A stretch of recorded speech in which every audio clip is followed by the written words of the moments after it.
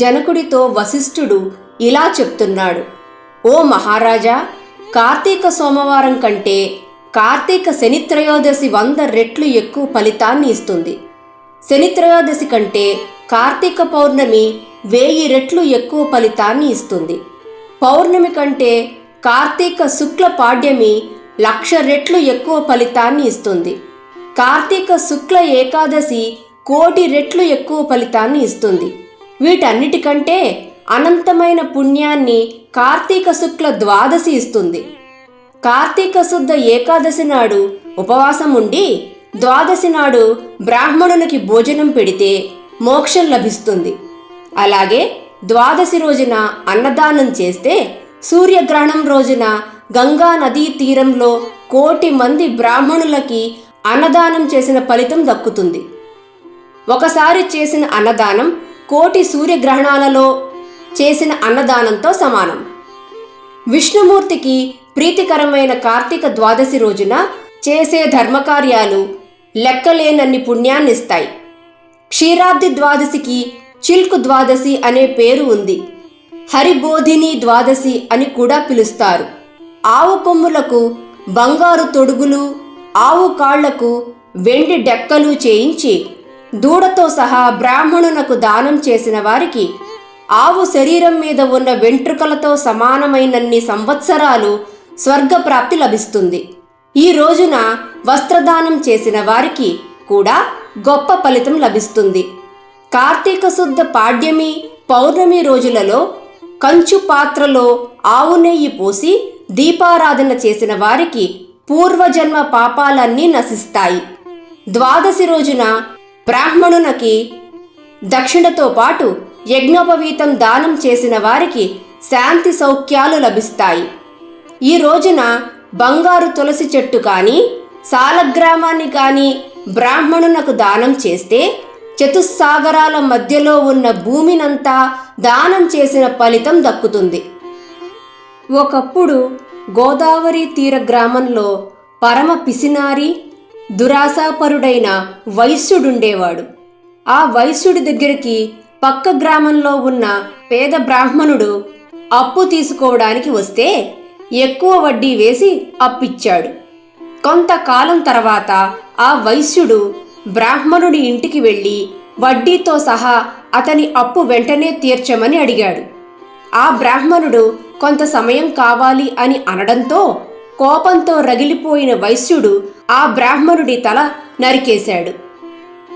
తాను చేసిన పనికి రాజుగారు ఎక్కడ శిక్షిస్తారో అన్న భయంతో ఆ వైశ్యుడు అక్కడ నుండి పారిపోయాడు. చేసిన పనికి ఫలితంగా అనేక రోగాల బారిన పడి మరణించాడు. ఆ తర్వాత నరకంలో అనేక శిక్షలు అనుభవించాడు. ఆ వైశ్యుడికి ధర్మవీరుడనే సద్గుణవంతుడైన కుమారుడున్నాడు. తండ్రి ఇచ్చిన ఆస్తిని సత్కార్యాలకు ఉపయోగిస్తూ ఎన్నో దాన ధర్మాలు చేస్తూ జీవించసాగాడు. అయితే ఒకరోజు నారదుడు ధర్మవీరుని ఇంటికి వచ్చాడు.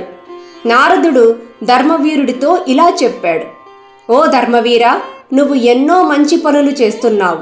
అయితే నీ తండ్రి మాత్రం నరకంలో తాను చేసిన తప్పులకు శిక్షను అనుభవిస్తూనే ఉన్నాడు.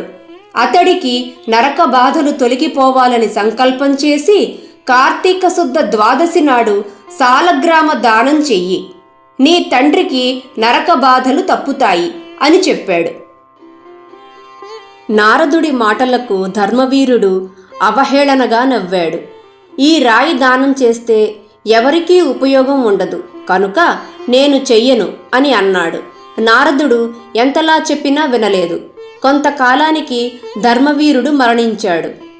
సాలగ్రామం దానం చేయకపోవడం, నారదుడు చెప్పిన దానికి అవహేళనగా నవ్వడం చేసినందుకు నరకంలో అనేక శిక్షలు అనుభవించాడు. ఆ తర్వాత 7 జన్మలు పులిగాను, 3 జన్మలు కోతిగాను, 5 జన్మలు ఎద్దుగాను, 10 జన్మలు మానవ స్త్రీగాను, 10 జన్మలు పందిగాను పుట్టాడు. ఆ తర్వాత ఒక పేద బ్రాహ్మణునికి కుమార్తెగా జన్మించాడు. కుమార్తెకి యుక్త వయసు వచ్చేసరికి మంచి వరుణ్ణి చూసి పెళ్లి చేశాడు ఆ బ్రాహ్మణుడు. అయితే పెళ్లి జరిగిన కొంతకాలానికే అల్లుడు మరణించాడు. తన కూతురి పరిస్థితికి దుఃఖించిన ఆ తండ్రి దివ్యదృష్టితో చూసి సాలగ్రామం పూర్వజన్మలో దానం చేయలేదన్న విషయం తెలుసుకుని కూతురి చేత సాలగ్రామ దానం చేయించాడు. ఆ రోజు కార్తీక సోమవారం అగుటచే ఆ దానానికి విశేష ఫలితం లభించింది. కూతురి భర్త బ్రతికాడు. ఆ తర్వాత వారిరువురు సుఖంగా జీవించారు. తదుపరి ఆ స్త్రీ మరొక బ్రాహ్మణ కుటుంబంలో కుమారుడిగా జన్మించింది. పూర్వజన్మ జ్ఞానంతో నిత్యం సాలగ్రామ దానం చేస్తూ మోక్షాన్ని పొందాడు. కాబట్టి ఓ జనక మహారాజా, కార్తీక శుద్ధ ద్వాదశి నాడు నువ్వు కూడా సాలగ్రామ దానం చేసి అనంతమైన పుణ్యాన్ని అందుకో అని వశిష్ఠుడు చెప్పాడు. స్కాంద పురాణంలో వశిష్ఠ మహర్షి చెప్పిన కార్తీక మాస వ్రతమహత్యంలోని 12వ అధ్యాయం సమాప్తం. 12వ రోజు పారాయణ సమాప్తం. శుక్లపక్ష ద్వాదశి నాడు సాయంత్రం వేళ తులసి, ఉసిరి మొక్కల వద్ద దామోదరుడి ప్రతిమను ఉంచి అర్చనలు చేయాలి.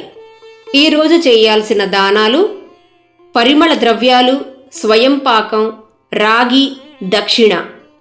ఫలితం: బంధ విముక్తి, జ్ఞానం, ధనధాన్యాలు అభివృద్ధి. ఇవే కాకుండా ఈ రోజున దీపదానాలు, సాలగ్రామ దానాలు చేస్తే అనంతమైన పుణ్యం లభిస్తుంది. ఈరోజు చేసే దీపదానాల గురించి, దీపాల్లో ఉన్న రకాల గురించి, దీపదానం చేసే విధి గురించి తెలుసుకోవాలనుకుంటే ఈ వీడియో చూడగలరు.